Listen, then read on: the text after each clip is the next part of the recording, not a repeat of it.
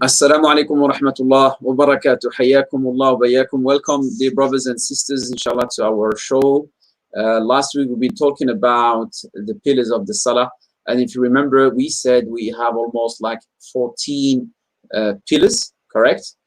And we went through all of them, all right? But we went on a deep explanation only on 3 of them, all right? So if you remember quickly, we took the first pillar, which was the first pillar of the salah. It was we said standing, all right? And I said last week, standing if one has the ability to do so, all right?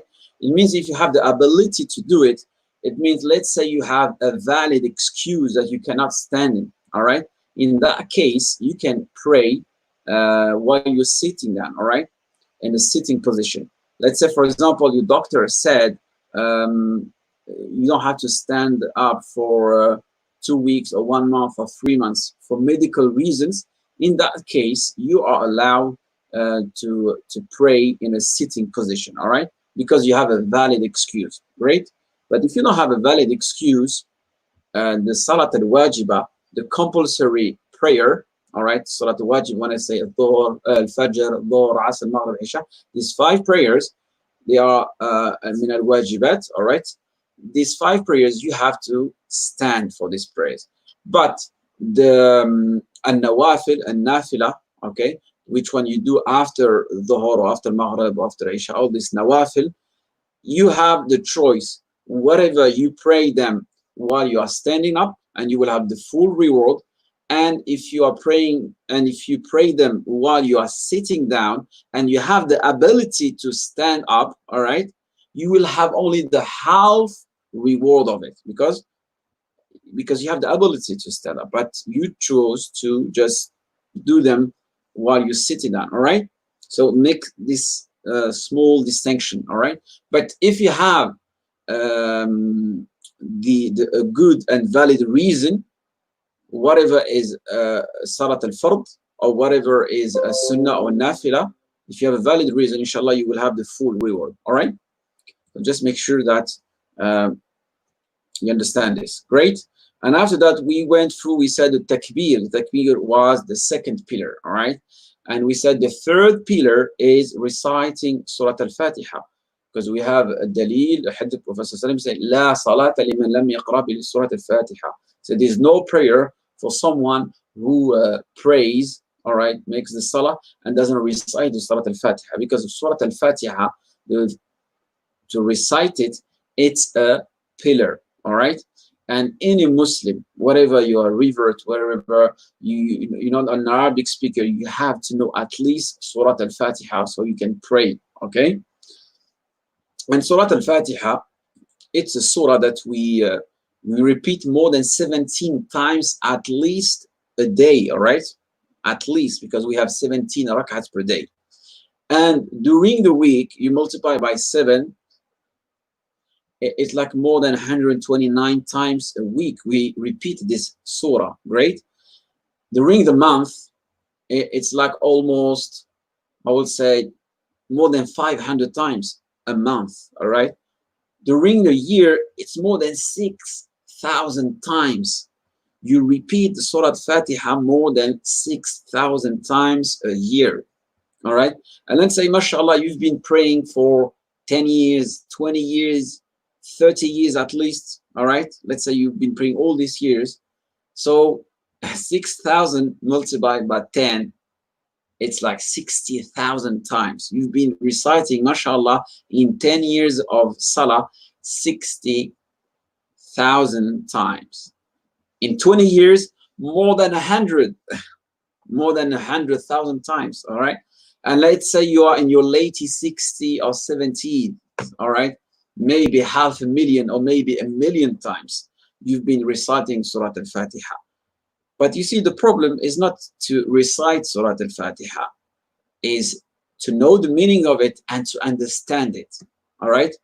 Because the problem is when you get the habit to keep repeating something, and it becomes a habit. It's a good habit, but sometimes when you keep repeating, especially verses or ayat or expressions, you lose the meaning of it, you lose the value of it, and that's the problem. All right. And the best way, especially in ibadat, when you're worshiping Allah subhanahu wa ta'ala, that your worshiping doesn't become just a habit, is by التفكر والتفهم والتفقه, is when you try to understand the things and have a deeper understanding and try to know the meanings of it. All right. It's a way that you make your brain working. All right. You make your brain thinking. All right. And you're not just saying the words and saying the verses or just praying just like a robot, you know. Allah, alhamdulillah, rabbil alamin, salam, tahiyatullah, subhanallah, astaghfirullah, assalamu alaikum. You know, at the end, your gestures become just like mechanical gestures, all right? And alhamdulillah, we are human beings. Allah subhanahu wa ta'ala gave us al-aql, the reasoning, all right? That you can understand, you can think about things, all right? That's why we have a difference between animals and human beings. That's why the animals, they don't have the taklif, they don't have the responsibility to pray or to do anything, because they don't have the aql, all right? They don't have the reasoning. But human beings, they have this capacity, this ability to think. So that's why we have this taklif of the responsibility of worshiping Allah subhanahu wa ta'ala. And we have to use our brain to perform our ibadat, all right? And the best way to perform ibadat is to understand, all right? And the hadith of Prophet Man arada Allah bihi khayran yufaqihu fi din. If Allah subhanahu wa ta'ala wants something good for you, He will make you understanding your religion. He will make understanding your deen. Yufaqihu fi din. All right? That's why it's one of the most important things in life is to understand. When you understand things, you can do properly, you can do them properly in terms of quality. And once you get the quality aspect of it, inshallah, you can work on quantity. But our problem nowadays is we do a lot of things, but sometimes we lose the value and the benefits of them. So tonight, inshallah, we're taking the third pillar, which is Surah Al-Fatiha, and try to understand together these 7 verses of Surah Al-Fatiha. So Surah Al-Fatiha, we usually start with the same with Bismillah ar-Rahman ar-Rahim. All right. So there is a small ikhtilaf between the scholars. Is Bismillah ar-Rahman ar-Rahim from the Surah Al-Fatiha or not? It's not the subject today. Today, just try to understand what does mean Bismillah ar-Rahman ar-Rahim. Bismillah ar-Rahman ar-Rahim. It means Bismillah ar-Rahman ar-Rahim. So we have 3 words. The first word Bismillah is in the name of Allah subhanahu wa ta'ala. Ar-Rahman, the most merciful, and Ar-Rahim, the bestower of mercy. So you see, there's a difference between the most merciful and the bestower of mercy. And actually, this sentence, which is compounded of 3 words, it's a request for blessing and assistance. So when you say Bismillah ar-Rahman ar-Rahim, actually, in Lugha al-Arabiya, they said there is a mahdoof. Actually, you say here, Bismillah ar-Rahman ar-Rahim. So I start reading. In reality, when you say Bismillah ar-Rahman ar-Rahim, is I start reading the Fatiha, okay, by the name of Allah subhanahu wa ta'ala, the most merciful and the best power of mercy, okay? And let's say, for example, you have food in front of you. So I start eating, okay, in the name of Allah subhanahu wa ta'ala, the most merciful, bestower of mercy, all right? Let's say, for example, you want to start driving your car, okay, Bismillah. You're going to start it. So I'm going to start driving this car in the name of Allah subhanahu wa ta'ala, the most merciful, bestower of mercy. And why in the name of Allah subhanahu wa ta'ala? Because by the name of Allah subhanahu wa ta'ala, we are seeking for blessing and assistance as well, okay? And this is tawheed as well here. That means you don't ask assistance in the name of anyone else except of Allah subhanahu wa ta'ala, all right? So the Kamal al-Iman, the believer, the truly believer, is all the time when he needs something, he's asking Allah subhanahu wa ta'ala. All right. And unfortunately, because of the education that we have, and we are mixing with non-Muslims, we've noticed that a lot of Muslims, they don't say Bismillah ar-Rahman ar-Rahim. All right. Comparatively, if you go to more, we'll say Arab and Muslim countries, all right, you can see the kids, they have this habit to say Bismillah ar-Rahman ar-Rahim in anything. All right, they go to school, they get on the bus, they do anything they do, they have this habit to say Bismillah ar-Rahman ar-Rahim. It's a good habit, but unfortunately, according to our education, we don't say that much. All right, so we try by tonight, inshallah, to have this good habit of all the time saying Bismillah ar-Rahman ar-Rahim. You start a speech, say Bismillah ar-Rahman ar-Rahim. You start eating, say Bismillah ar-Rahman ar-Rahim. You do your homework, anything you do, try to have this habit to say Bismillah ar-Rahman ar-Rahim. All right? And this is what we learned from Surah Al-Fatiha. Right? So Bismillah ar-Rahman ar-Rahim, the name of Allah, the most merciful bestower of mercy. Great? Means it's a request for blessing and assistance, specific to Allah subhanahu wa ta'ala. Tawheed, here ibadah and Tawheed asma wa sifat. The Tawheed especially for worshipping, ibadah, and asma wa sifat. The Tawheed of the names of Allah subhanahu wa ta'ala and His attribute. Because here we're asking of the name of Allah and His attribute that He is the most merciful and the bestower of mercy. Great. Bismillah ar-Rahman ar-Rahim. Now, Alhamdulillah. Alhamdulillah. All praise is for Allah. Okay, Alhamdulillah, all praise is for Allah. Great. And Hamd means praise. And the definite article Al means before Hamd is for including all the commendable acts He does. You see, we say all praise. We don't say the praising or praise is for Allah. All praise. And where do we get this all praise in the law Arabic is Alhamdulillah, the definite article Al. All right. So the all praise is for Allah subhanahu wa ta'ala. Whatever happened to you in this life is the praising, is the full, real praising it is for Allah subhanahu wa ta'ala. All right. The all commendable acts He does. That's why we say the all hamd is for Allah subhanahu wa ta'ala. All right. Alhamdulillahi Rabbil Alameen. And that's why when a lot of people ask you, how are you? How's it going? Alhamdulillah. Alhamdulillah. So whatever happens to you, Alhamdulillah. All praising for Allah subhanahu wa ta'ala. So Alhamdulillah, this sentence we as Westerners, Alhamdulillah, we say it, Alhamdulillah. Great. After that, Alhamdulillahi Rabbil Alameen. All right, so in this ayah we have three words, Alhamdulillah Rabbil Alameen. Great. Rabbil Alameen means Lord of all that is created. Okay, Lord of all that is created. Rabb. And Rabb means the one who is worshipped. Okay, He deserves the worshipping. And He's the creator, Allah subhanahu wa ta'ala. Rabb. All right, means the creator as well, and the sustainer, and the king, the one who administers and brings up all the creation through His favors. All right, this is the meaning of Rabb. Okay, because Allah, you can say Allah, you can say Ar-Rabb. It has different meanings, different names. But when you use this name Rabb, the meaning that is around it is more about the creation, about the sustainment, about the administrations of this creation of this world. All right, so that's why you have a lot of people, they believe in Allah as a Rabb. Okay, they don't have a problem to say Allah is the Rabb, He's the creator. But some sects, some groups, some other religions, they have a problem to say that Allah subhanahu wa ta'ala is the only one who has to be worshipped. So you see the difference between Rabb and Allah. All right, Allah is more about worshipping.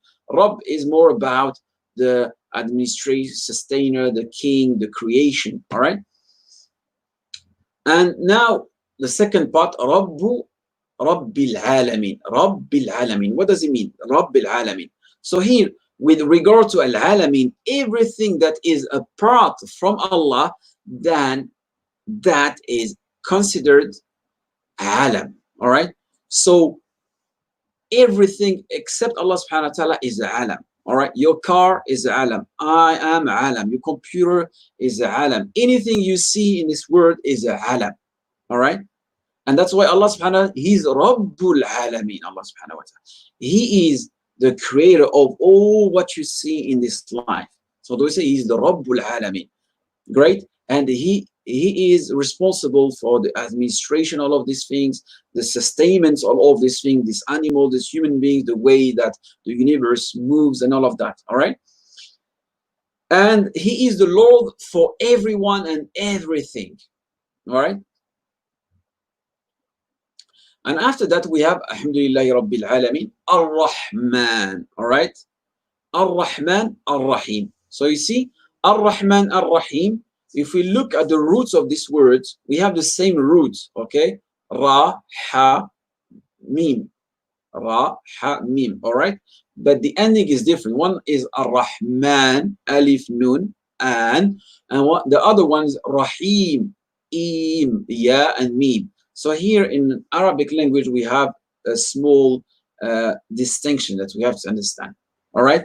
So the difference between it. Ar-Rahman is the most merciful, means he grants a general mercy for all the created beings, all right? So here his rahmah covers the all human beings, okay? And not human beings, sorry, the all created beings. You see, anything has been created is under the name of Ar-Rahman, all right? It's more general. But Ar-Rahim, the bestower of mercy, so, or see, the bestower of mercy means he gives a specified mercy for just the believers, okay? So you see the difference? One is for everybody, all the created things, and the other one is specific for the believers, all right? And you got to tell me, Ustadh Hameed, what's the proof for that? What is the proof for that? We have an ayah. We have the proof for this is Allah's statement. Allah subhanahu wa ta'ala saying, وَكَانَ بِالْمُؤْمِنِينَ رَحِيمًا وَكَانَ بِالْمُؤْمِنِينَ رَحِيمًا Surah Al-Ahzab. And he is ever an all bestower of mercy to the believers. All right, so I will say the ayah, وَكَانَ بِالْمُؤْمِنِينَ رَحِيمًا.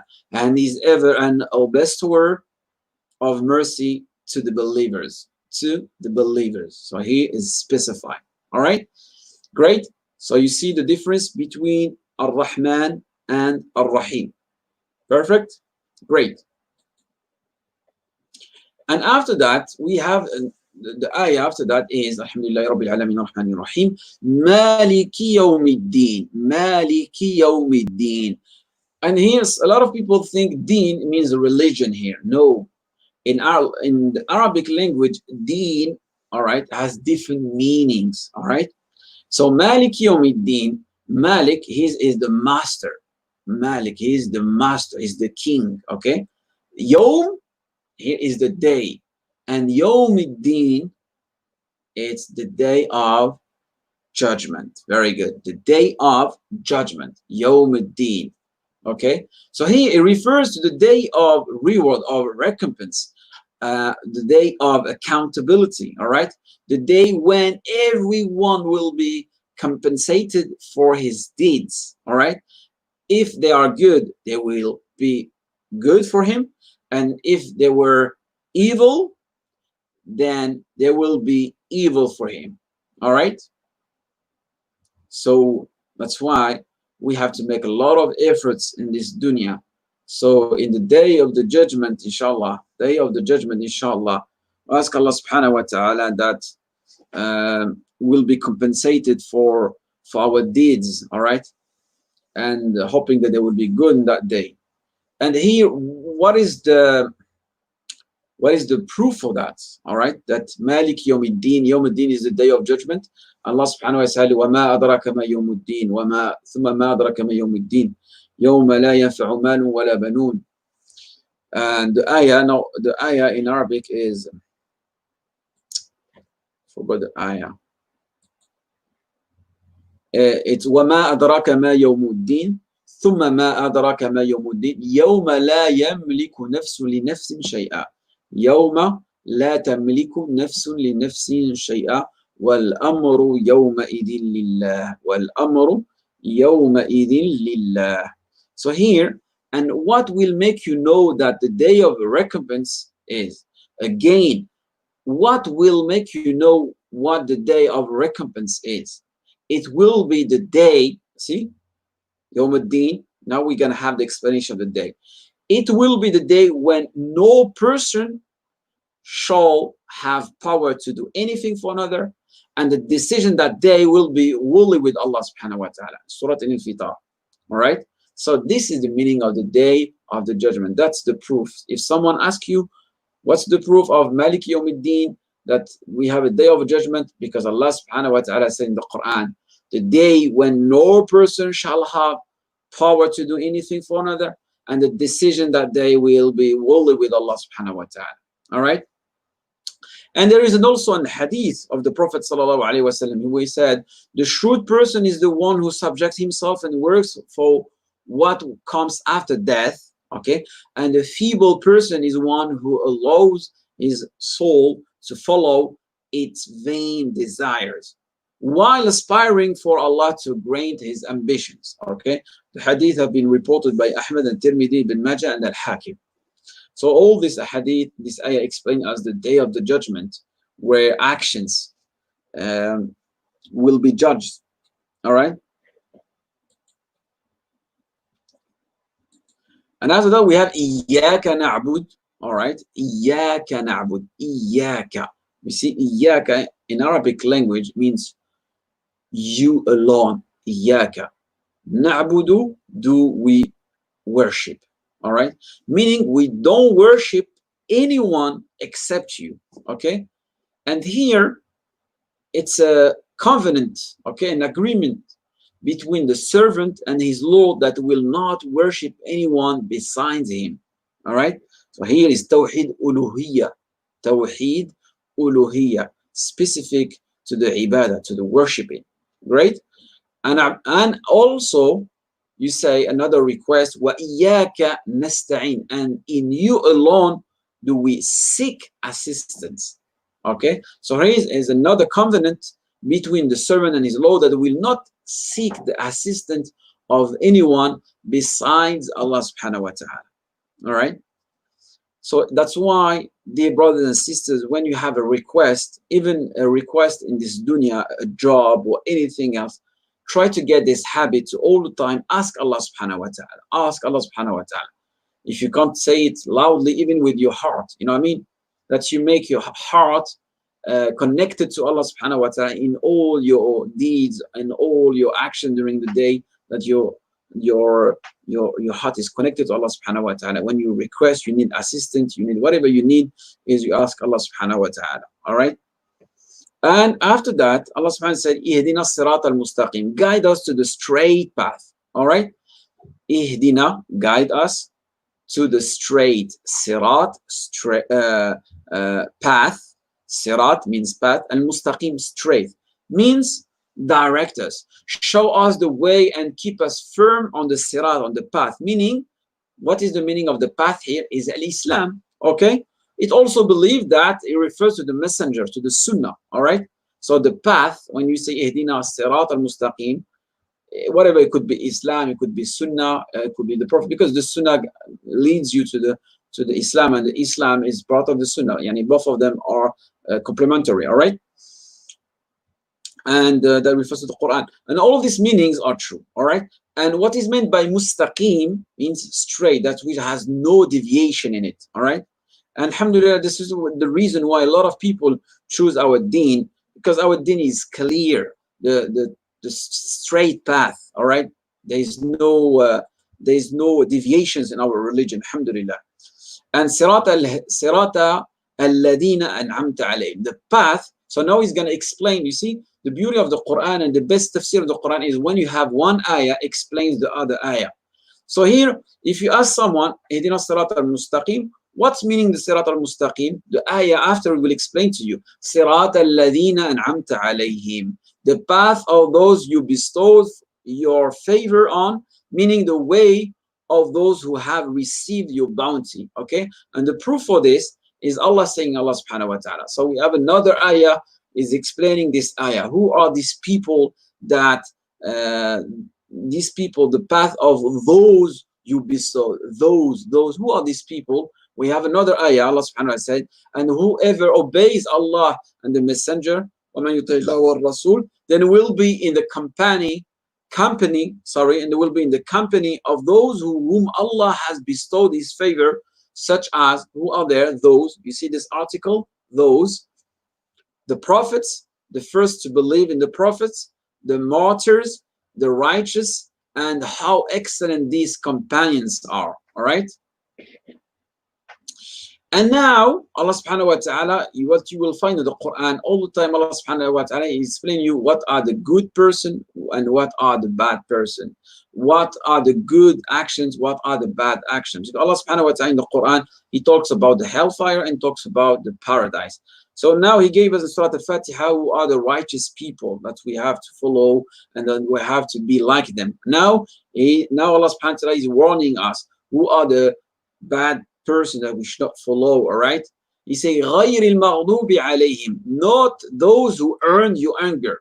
Okay, and who are there? They are the Jews, since they have knowledge but do not act on it. Okay, we ask Allah subhanahu wa ta'ala to protect us from their way, to not be like them. Okay, like the Jews people, they have the knowledge but don't have the actions. Okay, and the end of the surah, وَلَا الضَّالِينَ, who are the Daleen people?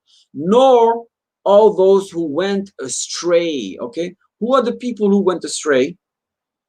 This refers to the Christians who worshipped Allah based on ignorance and misguidance. We ask Allah subhanahu wa ta'ala to protect us from their way. Okay, and the proof for that, and the proof for those who went astray is Allah saying subhanahu wa ta'ala, say Allah subhanahu wa ta'ala in the Quran, shall we inform you the greatest loser with respect to their deeds? Those whose efforts have been wasted in his life while they thought they were acquiring good by their deeds. All right, and here Allah subhanahu, and we have also another proof for that is the hadith of Prophet sallallahu alaihi wasallam, who said, you will indeed follow the ways of those who came before you in exactly the same manner, to the point if they were to enter the hole of a lizard, you would also enter it. And they said, oh Messenger of Allah subhanahu wa ta'ala, Ya Rasulullah, do you mean the Jews and the Christians? Prophet sallallahu alaihi wasallam, he said, who else? Yani na'am, reported by Bukhari and Muslim. All right, so here we can see in Surah Al-Fatiha where Allah subhanahu wa ta'ala describe us these different kind of persons that we should not follow. And all the time when you finish your Surah Al-Fatiha, what you say Ameen. All right, because during the Surah Al-Fatiha we said we recite more than 70 times, more than 500 times, 1,000 times in your whole life. All right, and actually Surah Al-Fatiha, it's a discussion between you and Allah subhanahu wa ta'ala, where you're asking Allah subhanahu wa ta'ala to protect you from the wrong path, to make you a better Muslim, all of that. And at the end of the Surah Al-Fatiha, you say Ameen. What does mean Ameen? Oh Allah subhanahu wa ta'ala, please accept this invocation. Accept for me this dua. All right? Because during all the Surah Al-Fatiha, you are asking Allah subhanahu wa ta'ala, you are requesting Allah subhanahu wa ta'ala to maintain you on the straight path. All right? Because if you stay on the straight path, inshallah, one day you will arrive, bi'idhnillah, and your final destination will be Al-Jannah. Hope this reminder will be helpful for me and for you, for all the Muslims, and see you next week, inshallah. Alhamdulillah, now we took the 3 pillars with the proofs and the explanation of them, and we have a couple of pillars remaining for next week. وفق الله جميع لما يحب ويرضى والله أعلم وأحكم والسلام عليكم ورحمة الله وبركاته.